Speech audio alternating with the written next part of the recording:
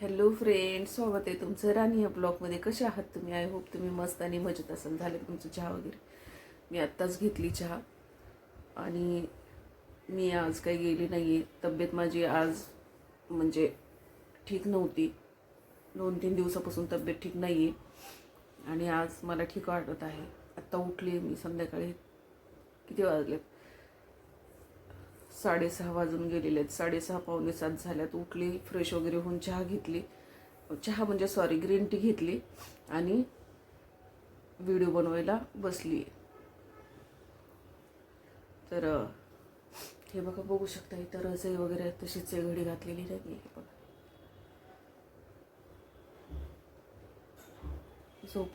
झोपले आणि म्हणजे आता फोन आल्यामुळं, मुलाचा फोन आला मला की मम्मी ठीक वाटते का, उठलीस का म्हणून. त्यावेळेला उठली मी आणि फ्रेश वगैरे होऊन चहा घेतली. आणि आज सोमवार आहे, स्वयंपाक बनवायचा आहे म्हणून तिकडे कुकर लावून घेतला. वरण भाताचा पीठ मळून ठेवलं आणि म्हणलं छोटासा तरी व्हिडिओ बनवावा. तर खूप सारे प्रॉब्लेम झालेत मला आणि त्याच्यामुळे मला जास्त टेन्शन यायला लागते आणि टेन्शनमुळे माझी तब्येत खराब झाली. तब्येत खराब म्हणजे आधी फक्त मला 1 दिवस लूज मोशन झाले. त्याचं रिझन आहे पण लूज मोशन होण्याचं कारण मी पाणीपुरी खाल्ली होती. आणि आता तुम्हाला माहिती आहे ह्या दिवसामध्ये पाणीपुरी वगैरे खाणं ठीक नाही आहे. मी कंपल्सरी जिथून पाणीपुरी खाते ना तिथून न खाता मुलानं नवीन ठिकाणाहून पाणीपुरी आणली होती. तिथली पाणीपुरीमध्ये मसाला ती कुठला तरी असा वापरतो की त्याच्याने काय होतं माहिती आहे का, लूज मोशन होतात. डिसेंट्री लागल्यासारखं होतं. पण 1 दिवस होतं आणि परत काही होत नाही. आधी मला ते झालं, परंतु माझ्याकडे असे काही प्रॉब्लेम व्हायला लागलेत ना की मला त्याचं टेन्शन यायला लागले खूप सारं. म्हणजे बघा ना, आता मी एवढ्या सगळ्यातनं सुटले आणि आनंदी होते. मी एवढ्या सगळ्यातनं सुटले म्हणून आनंदी होते, परंतु कुठंतरी मला असं म्हणजे नाही का, काहीतरी अडचणी येत चालली. आणि मला सपोर्ट नाही. मेन म्हणजे मला माझ्या घरातल्या लोकांचा लोक म्हणण्यापेक्षा आहेतच कोण, मुलं. आणि मला माझी मुलंच सपोर्ट करत नाहीत कुठल्या गोष्टीमध्ये, म्हणून मला जास्त टेन्शन येतं की नाही का, बाकीच्यांचं जाऊ द्यावं, बाहेरच्यांचं तर आपण अपेक्षा बी ठेवत नाही. परंतु असं वाटतं ना की घरातली मुलं आहेत आणि त्यांनी आपल्याला सपोर्ट करावा, समजून घ्यावं. पण सपोर्ट नाही केल्यानंतर किती दुःख होतं हे नक्कीच तुम्ही समजू शकता, बरोबर की नाही? तर सपोर्ट नाही करायचं रिझन म्हणजे व्हिडिओ मी नाही का, शनिवारी मी खूप सारं घर आवरत होते आणि माझी अशी इच्छा होती की त्यानं सुट्टी घेतली होती. तर तो घरी होता म्हणजे त्याला बाहेर जायचं होतं, बाहेरचं काहीतरी काम होतं. आणि मी त्याला म्हणायचे की नाही का, यार तू व्हिडिओ शूट कर, मी थोडंसं हे करेपर्यंत 10-15 मिनिटाचं बी केलं तर खूप झालं, असं म्हणायचे मी त्याला. परंतु तुम्हाला सांगते, इतका जोरात वसकला, ओरडला आणि मी नाही करणार, मला नाही जमत, असं तसं काही काही म्हणायला लागलं. आता मला सांगा, ह्याला जमत नाही, आजच्या पिढीचा मुलगा आहे आणि ह्याला जमत नाही. जो एडिटिंगमधला किडा आहे, मोबाईलमधला किडा आहे, हर एक गोष्ट त्याला प्रत्येक सॉफ्टवेअरबद्दल, प्रत्येक ह्याच्याबद्दल माहिती आहे फ्रेंड्स. ह्याच्याकडं अक्षरशः तुम्हाला सांगते, ह्याच्यापेक्षा मोठे मोठे सिनियर जे आहेत ना, ते ह्याच्याकडून एडिटिंग करून घेतात. फोटोची म्हणा, व्हिडिओची म्हणा, एडिटिंग करून घेतात किंवा ह्याला विचारतात, असं असं झाले, मोबाईलला प्रॉब्लेम झाले, असं झाले, हे झाले, तर हा फोनवरती सुद्धा सांगतो कुठं काय झालं, कसं करायचं. आणि ह्याला व्हिडिओ काढायला जमत नाहीत. हा रील्स बनवतो आणि ह्याला व्हिडिओ काढायला जमत नाही. यूट्यूबचा नुसता शूट करायचा आहे, स्टॉप करायचं आहे. तसं बोलला मला आणि त्यानं मला सपोर्ट करत नाही, नाही का. व्हिडिओ कधी म्हटलं ना की व्हिडिओ शूट कर, नाही करणार. कधी म्हटलं ना की मला बाहेर जायचे, बाहेर चल आपण व्हिडिओ वगैरे काढू, तरी पण नाही मदत करणार. किंवा एखादा व्हिडिओ एडिट करून दे म्हटलं तरी पण मदत नाही करणार. किंवा माझ्या चॅनलचे काही प्रॉब्लेम असतील तर त्याचं काही बघ म्हटलं तरी पण नाही करणार. त्या कारणामुळं फ्रेंड्स, अक्षरशः मी खोटं बोलत नाही तुम्हाला, माझ्या चॅनल मॉनिटाईज होत नाही आहे. माझा पिन येत नाही आहे. का तर दुर्लक्ष झालं. मी ईमेल वगैरे आले ना, ते लक्ष दिलं नाही आणि मला करायला लेट झाले कदाचित. आणि केले पण प्रोसिजरच समजणं गेली. मी खूप सारे व्हिडिओ बघितले, त्या पद्धतीने केले, परंतु कुठंतरी माझं मिस्टेक व्हायला लागले आणि मी त्याच्या मागं लागले. तर त्यानं त्याला पण मला नकार दिला. म्हणून मग मी चिडून ना काल तुम्हाला सांगते खरंच म्हटलं आता ह्याला बोलायचंच नको. कारण बोलून बोलून काय झालं माहिती का, बोलून बोलून म्हणजे निर्लज्ज झालाय बोलून. असं मी सतत बोलायचं आणि त्यानं तेच करायचं. तर म्हटलं बोलायचंच नाही ह्याला, आपलं न बोलता राहिलेलं ठीक आहे. म्हणून मी त्याच्यासोबत 2-3 दिवस झाला बोलणं म्हणजे नाहीच. मग बोललेच नाही की मदत करेन म्हणून. मला चॅनलबद्दलची मदत त्याच्याकडनं खूप अपेक्षा होती की ह्यानं मला चॅनलचा मॉनिटायझरचा काही प्रॉब्लेम आहे ह्याच्याबद्दल मदत करावी. परंतु नाही, मी जेवढी जमती, मला जेवढं समजते, मी दुसऱ्यांचे व्हिडिओ बघितले तेवढं सगळं प्रोसिजर केलेली आहे. व्हेरीफाय केल्यानंतर जे ग्रीन टिक यायला पाहिजे तर ग्रीन येतच नाहीये, रेड येते. कुठं काय मिस्टेक झाली ना हेच समजत नाही. आणि पिन येत नाहीये. मेन म्हणजे पिन आलं तरी पण समजू शकेल की मला हा बाबा आहे. आणि कसं झालं माहिती का, ॲड बंद झालेत आणि म्हणजे खूप असं सगळे इश्यू झालेले चॅनलबद्दलचे. ते झालं. परत माझ्या लाईफबद्दल खूप सारे इश्यू आहेत, खूप सारे प्रॉब्लेम आहेत, खूप सारे असे कॉल वगैरे येतात. इरिटेट होते मला, खूप सारे परेशान होते. सगळ्यांना तोंड देऊ परेशान झाली मी. सगळ्यांना उत्तरं देऊन, सगळ्यांचे म्हणणं ऐकून घेऊन म्हणजे नाही का ही झाले मला. तर ह्या सगळ्या गोष्टीचं कुठेतरी प्रेशर आलं आणि माझा बीपी हाय झाला. बीपी हाय झाला म्हणून मी काल म्हणजे नाही का हॉस्पिटलमध्ये गेल्याच्या नंतर डॉक्टरांनी चेक वगैरे केलं, बीपी हाय झालाय म्हणून. परत त्यांनी इंजेक्शन वगैरे दिले आणि 2-3 तास ह्या वेळेला मात्र तिथं मी थांबले नाही. कारण मला माहिती की मला असं टेन्शन आलं आणि ते परत 7-8 हजार घातल्याशिवाय ते टेन्शन कमी होत नाही. म्हणजेच ॲडमिट होणं, तिथं सलाईन घेणं, इंजेक्शन घेणं आणि म्हणजे नाही का डॉक्टरांच्या निगराणीखाली राहणं, हे सगळं आलं ना की मग मला तिथं राहावं लागतं आणि सगळा गोंधळ उडून जातो आणि पैसे जातात मेन म्हणजे नाही का. म्हणून मी काल डॉक्टरांना आधीच सांगितलं की हे बघा, मला जेवढं काही करता येईल तेवढं तुम्ही मला 1-2 तासामध्ये हे करा. मी ॲडमिट होण्याच्या परिस्थितीमध्ये नाही आहे म्हटलं आणि मला नाही व्हायचं आहे ॲडमिट. मला तुम्ही काही गोळ्या वगैरे देऊन द्या आणि इंजेक्शन वगैरे काही द्यायचे असेल तर ते देऊन म्हटलं मला घरी पाठवा. मग एक सलाईन इंजेक्शन वगैरे तिथे घेतले मी. 2 तास हे केलं आणि परत घरी येऊन आराम केला. तर हे सगळं मला टेन्शन व्हायला लागले. नातेवाईकांचे फोन, हे ते. आता तुम्ही समजू शकता कशाबद्दल फोन येत असतील, काय येत असेल, इरिटेट का होत असेल.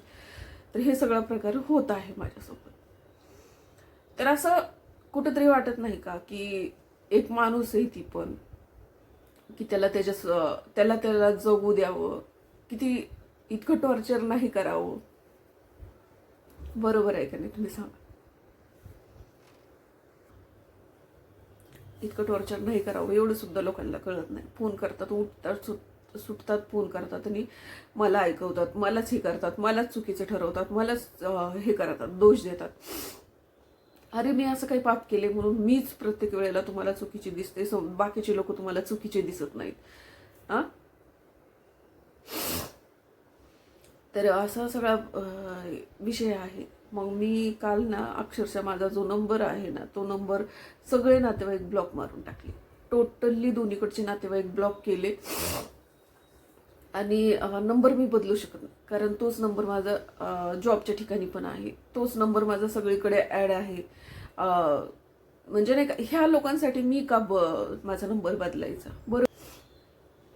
टोटली आता तुम्ही समजू शकता नंबरवरती काय काय आता प्रत्येक ठिकाणी मोबाईल नंबर लिंक आहे. काही नसतं म्हणून नंबर नाही बदलला, परंतु मी सगळीकडनं ब्लॉक केलं. आणि ही म्हणजे नाही का मी कुठलं तरी की बाबा चला खूप सारं टेन्शन होतं म्हणून मी त्यावेळेला त्या टेन्शनमध्ये होते, त्याच्यातून कुठंतरी मोकळीक वाटायला लागली. तर हे काय माझ्या मागं तुम्ही सुरू केले, उठतात सुटतात, फोन करतात आणि मला ऐकवतात, मलाच ज्ञान शिकवतात, मलाच हे करतात.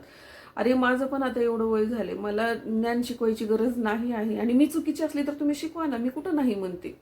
मी चुकीची कुठं आहे तुम्ही मला सांगा, मी चुकीची जिथं आहे तिथे शिकवा. परंतु मी चुकीची नसताना तुम्ही मला ज्ञान शिकवायचं किंवा मला चुकीचं म्हणायचं, असं बाकीच्या लोकांना चांगलं म्हणायचं, मग तुम्ही मला फोन कशाला करता. मी सगळ्या गोष्टींना असं फ्रेंड्स खरोखर सगळीकडनं म्हणजे नाही का खरंच मला तर असं कुठंतरी एकतर निघून तरी जावं वाटतं, नाही तर काहीतरी स्वतःला ही करावं. कारण इतका वैताग आलेला आहे. सगळीकडनं असं हे झाल्यासारखं झालंय. माणूस म्हणतं ना की बाहेरचं टेन्शन असलं तरी माणसानं घरात सुखी असल्यावर काही वाटत नाही, परंतु माझं कसं झालंय, घरातलं बाहेरचं सगळीकडेच सेम झालंय. त्यामुळे मला सगळं असं म्हणजे बघा, एखादा वाटोळ्यात सापडलेला व्यक्ती कसा असतो, अडचणीत जर एखादा व्यक्ती सापडला आणि तो म्हणजे सगळीकडनं काठाडे आहेत, त्याला कुठूनच निघायला त्याला जागा नाही, तरी पण मी प्रयत्न करते की नाही, मला ह्याच्यातून बाहेर पडायचं. एक एक गोष्टीतून मी यार बाहेर पडत आले, मार्ग काढत आले, प्रत्येक गोष्टीचा मार्ग काढला, बाहेर पडले. बाहेर पडत पडत पडत मी कधी बाहेरच पडणार नाही का? मी कधी सुखानेच राहू शकणार नाही का? हा, म्हणजे काय असं सगळं गोंधळ झालेलं आहे आणि असं सगळं झालेलं आहे. वरतून 2 पैसे मला, मी पहिलं पण सांगितलेलं, मी 2 पैसे कमवण्यासाठीच आलेली, कारण मला 2 पैशांची गरज आहे.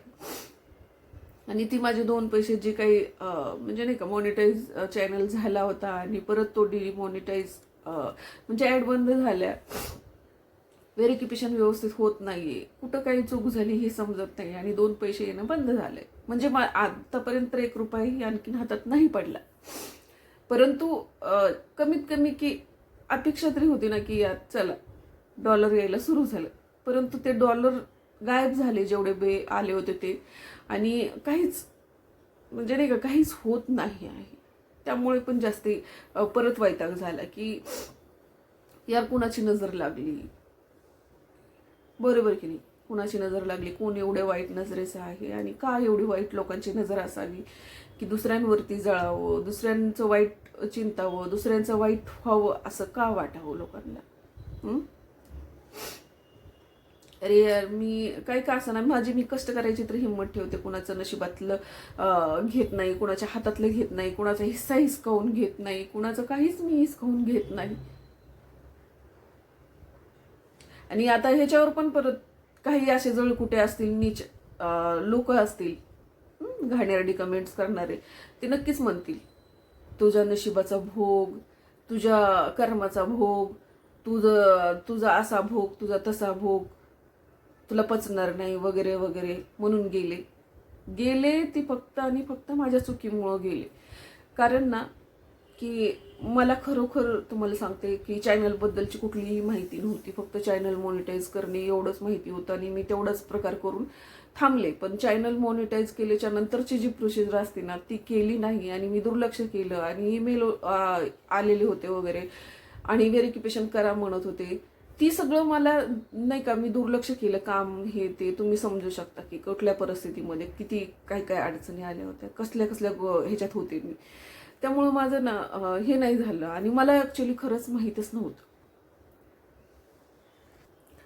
आणि मला ना खरोखर ही म्हणजे मॉनिटाईज झाल्याच्या नंतर सुद्धा बरेच प्रोसिजर असतात हे मला माहीतच नव्हतं. त्यामुळे सगळा गोंधळ झाला आणि मॉनिटाईज झाले, मी आता समजून गेले की झालंय चॅनलचं काम, नाही का. आणि ते माझी चूक आहे, माझ्या चुकीमुळं ते सगळं झालंय. परंतु मला अपेक्षा होती की माझ्या मुलाला म्हणजे नाही का जास्ती समजतं माझ्यापेक्षा, तर माझ्या मुलांनी मला मदत करावी त्या चॅनल मध्ये काही इश्यू आहेत ते दूर करण्याची, किंवा मला काही ना काही मदत करण्याची.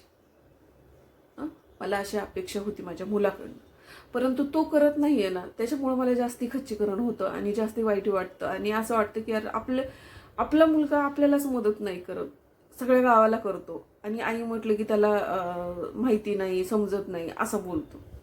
एकच मिनिट फ्रेंड्स, सकाळी नाश्त्याला म्हणजे आता मी हे केले ना, भाजी टाकली टमाटरची चटणी, तर ते जळल्यासारखं म्हटलं व्हायचं, वास यायला लागला म्हणून गेले होते, नाही जळली.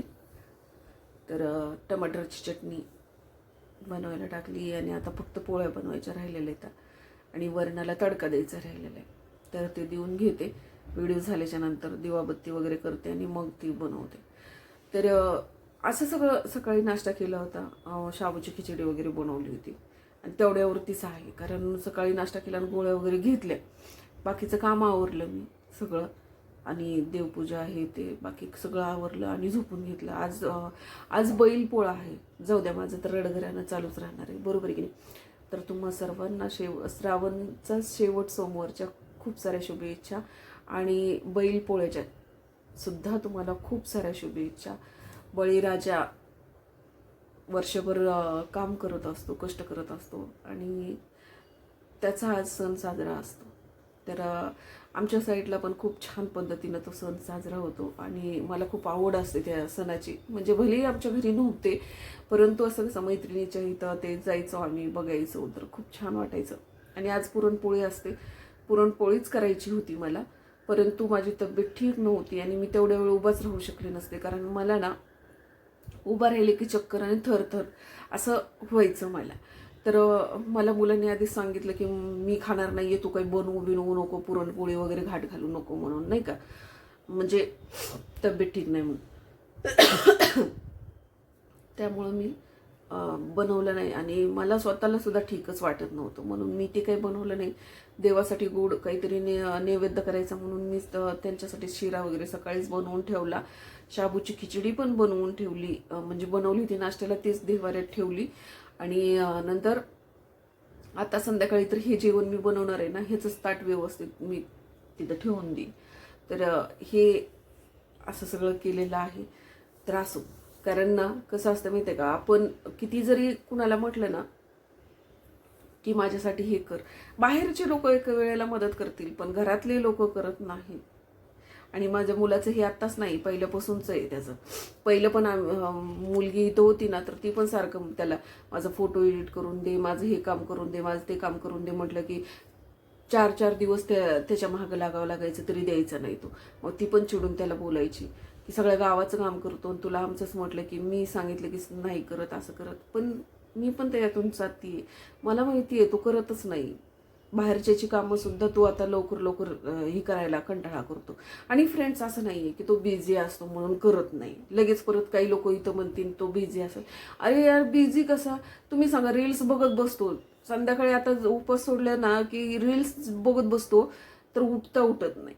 बेड लाव झोप, कारण माझा तो सोफा कम बेड आहे आणि त्या बेडला ना म्हणजे नाही का हे करावं लागतं, ते आत जाते ट्रॉली, ती ट्रॉली बाहेर काढावी लागते आणि त्याच्यावरती दुसरी गादी आहे, ती गादी टाकावी लागते. तेवढं टाकून नुसतं बेडशीट अंतरायचं असतं तर तेवढं करत नाहीये तो. जवळजवळ 11, 11:30, 12 वाजतात. मग तो लावणार तो बेड आणि मग झोपणार. तर ती बी परत पडला की मोबाईल घेऊन पडलेला असतो, कानात हेडफोन घातलेले असतात, मोबाईल हातात असतो, डोक्याकडे चार्जर चालू असतं. आणि मग मी असते की वॉशरूमला उठले की मला ते कामच असतं, तुम्हाला खरं सांगते. तो झोपेपर्यंत मी जेव्हा 2 वेळेस वॉशरूमला उठते आणि जेव्हा तो जागा दिसत नाही ना मला, त्यावेळेला मी जाते, त्याचे हेडफोन काढायचे, त्याच्या फोन काढून लांब ठेवायचा, चार्जरचं बटन बंद करायचं, हे कामं मला असतात.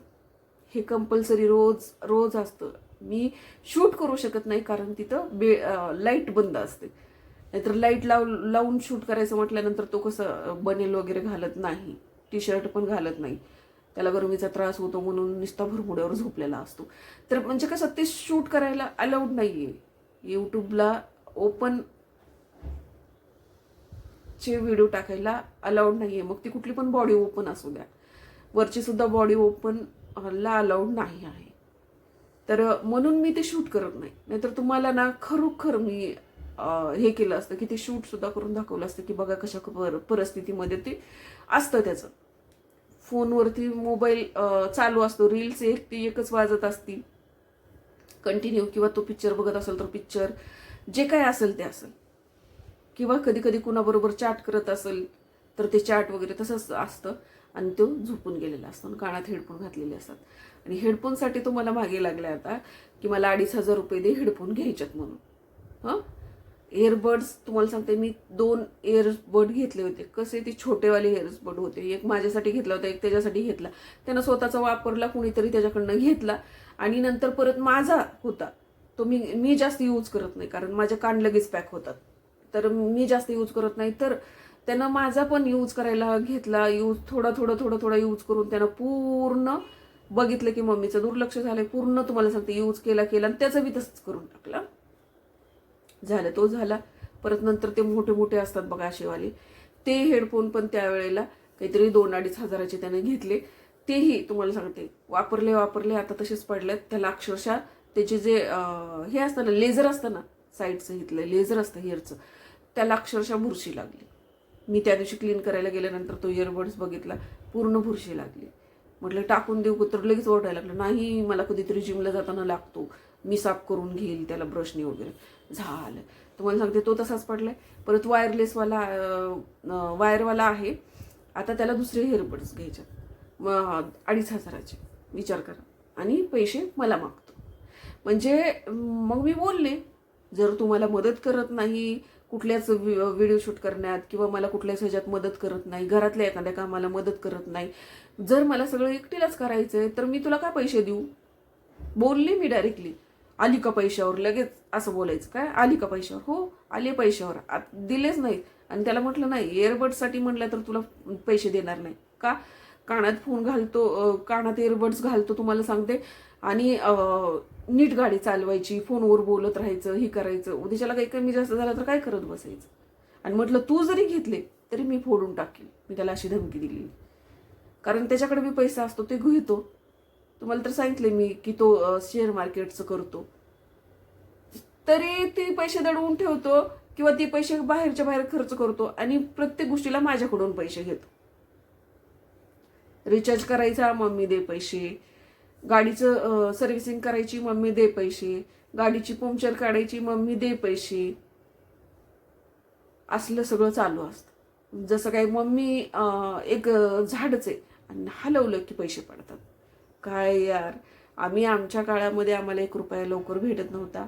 माझे वडील द्यायचे मला 1 रुपया 2 रुपये वगैरे असे, आणि आम्ही तेवढ्यात खुश असायचो. आज 1,000 रुपये जरी दिले तरी मुलं खुश नाहीयेत. 1,000 रुपये जरी दिले तरी मुलं खुश होत नाही. त्यांना 1,000 रुपये जरी दिले तरी त्यांचं काही होत नाही असं म्हणतात ते. मागच्याच महिन्यामध्ये तुम्हाला सांगते, गाडी पंक्चर झाली. म्हटलं मला गाडीचं पंक्चर काढायचंय, मला 500 रुपये दे मम्मी, आणि मला रिचार्ज पण करायचं. मी दोन्ही त्याच्यातच करतो. आता काही पंक्चर काढायला असतील काही 100-1 रुपये, पंक्चर काढली, आणि बाकीचे 400 रुपयाचं रिचार्ज केला. कितीचा केला, काही केला, माझ्याकडे काही माहीत नाही. झालं ते 500 रुपयाचा, तर हिशोब बी विचारला नाही. परत तुम्हाला सांगते, नंतर गाडी सर्व्हिसिंग करायची म्हणून तिथे गेला, आणि मला फोन करतो, गाडी सर्व्हिसिंग करायची, मम्मी पैसे पाठव. मग 1,000 रुपये पाठवले, गाडी सर्व्हिसिंग करून आणली. त्याच्यानंतर तुम्हाला सांगते, परत पैसे मागायला लागला की गाडी परत पंक्चर व्हायला लागली, आणि त्याचा काहीतरी प्रॉब्लेम आहे, ते मला काही करायचं आहे, मला 500 रुपये पाठव. 300 रुपयाचं काम आहे, पण 500 रुपये पाठव, मी तुला नंतर देईल. मग तुम्हाला सांगते, मी दिलेच नाहीत. म्हटलं काय रे, गाडी सर्व्हिसिंग करून आठवडा पण झाला नाही, तोपर्यंत पंक्चर व्हायला लागली. गाडी सर्व्हिसिंग करताना तुला कळलं नाही का कशी गाडी सर्व्हिसिंग केली? तर नाही, त्यावेळेला नव्हती, आत्ता झाली. म्हटलं तुझी तू बघ, गाडी तू यूज करतो, गाडी तू फिरवतो, भिरभिर कुठं बी, आणि मी सगळा खर्च करायचा का म्हटलं त्या गाडीचा? तुझे तू बघ म्हटलं. दिलेच नाहीत मी पैसे. मग तुम्हाला सांगते, त्याच्यानंतर परत कशाला, त्याच्यानंतर पण मला तो पैसे मागत होता. मम्मी पैसे दे, परत मोबाईल घ्यायचा आहे, ही घ्यायचं आहे, ती घ्यायचं आहे. म्हटलं तुला काय घ्यायचंय ना, ती सगळं स्वतःच्या पैशाने घे. माझ्याकडे 1 रुपयाही नाही, आणि मी तुला देणार नाही. कारण माझ्याकडे पैसेच नाही आहेत म्हटलं राहिलेले. मी दिला मोबाईल, म्हटलं चेक कर अकाउंटला, माझे पैसेच नाही आहेत. आज मंथ एंडिंग आहे, आणि मंथ एंडिंगपर्यंत सुरू झाली नाही तोपर्यंत माझ्याकडे पैसे नाही आहेत. म्हटलं माझ्याकडे पैसेच नाही आहेत तर काय करू? मी दिले त्याला मोबाईल, कर म्हटलं चेक, बिनधास्त कर म्हटलं. असतील तर तू घे, नसतील तर तुझ्या अकाउंटचे मला पाठव म्हटलं. नव्हतेच माझ्याकडे. तर आता त्याला पेमेंट होणार आहे माहिती आहे ना, जमा झाली पेमेंट, लगेच सुरू झालं. मला हे घ्यायचंय, मला ते घ्यायचंय. म्हटलं घे जा, कुठून घ्यायचंय तिकडून घे जा. मला ह्या महिन्यात खूप सारं देणं आहे, आणि मी काही तुला पैसे देऊ शकत नाही म्हटलं. किराणा हे ते भरपूर सगळं असतं, काय घरात लागत नाही तुम्ही सांगा. तर असा सगळा विषय आहे की पैसे पैसे पैसे. अरे यार, किती पैसे आणि काय पैसे, कुठून आणायचे एवढे सगळे पैसे? जो घर चालवतो त्याचा तर विचार करावा माणसाने, पुरुष असो किंवा महिला असो. खरोखर विचार करायला पाहिजे. तो कमवतो म्हणजे काय, तो लाखांनी कमवतो का? आणि तो कमवतो म्हणजे किती त्याला कष्ट करावं लागतं. जातानाचं स्ट्रगल, येतानाचं स्ट्रगल, तिथं काम, परत घरात आले की कटकट. जेंट्स जरी असला तरी मी त्याच्याबद्दल सुद्धा बोलते बरं का, खरोखर. कारण जो जातो ना ट्रॅफिकमध्ये, तास तास थांबावं लागतं फ्रेंड्स. त्याला सकाळी जाताना पण तासभर ट्रॅफिकमध्ये थांबावं लागतं, संध्याकाळी येताना तासभर ट्रॅफिकमध्ये थांबावं लागतं. त्या गाड्यांची हॉर्नची किरकिर, तिथं जॉबमध्ये असताना ह्याची कटकट, त्याची कटकट, बॉसची किरकिर, म्हणजे खूप सारं असं असतं. आणि तो घरी आल्यानंतर कुठंतरी समाधान बघत असतो, तर तिथेही त्याला काही ना काही अडचणी कटकटी असतात. तर थोडंसं खरोखर सांगते, जे जॉबला जातात, पुरुष असो महिला असो, थोडं समजून घ्या, की घरच्या लोकांनी समजून घ्या की तो कमवायला जातो म्हणून आज आपण खातो. जो कमवतो त्यालाच माहिती असतं की त्याने किती कष्टाने, किती मेहनत करावी लागली, त्याच्या डोक्याला किती हेडॅक झाले, त्याला किती ऐकून घ्यावं लागले, त्याला किती धावपळ करावी लागली. अरे त्याचा नुसता पैसा बघू नका रे, त्याची मनस्थिती पण बघा, त्याची हालत पण बघा. कारण मी जाते म्हणून मला माहिती, मी एवढ्या वर्षापासून करते ना म्हणून मी समजू शकते. परंतु कसं असते, घरात बसून असणाऱ्याचं कसं असतं, नुसते ऑर्डर सोडायचे असतात आणि पैसे नाही दिले की तोंड फुगवायचे असतात. परंतु आज माझी मुलं तसं करतात म्हणून मला जाणीव होती त्या गोष्टीची, की पैसे नाही दिले की तोंड फुगवतात. परंतु त्या माणसाकडे आहे, नाही आहे, आणि बरं असतील तरी बी त्यानं कशासाठी ठेवले असतील हे कधीच कोणाला समजत नाही. खरोखर बाहेर जाऊन, बाहेर पडून बघा, बाहेर जाऊन कमवून बघा, आणि येता जाताना 1-1 तास ट्रॅफिकमध्ये थांबून बघा, त्याचं शरीर, डोकं काय म्हणत असेल. तर चला फ्रेंड्स, खूप सारे कामं आहेत मला आणि आज मला ठीक वाटत आहे. तर चला भेटूया पुढच्या ब्लॉगमध्ये. तोपर्यंत मस्त खा, स्वस्त राहा आणि आपापली काळजी घ्या. Bye bye. भेटूया पुढच्या ब्लॉगमध्ये.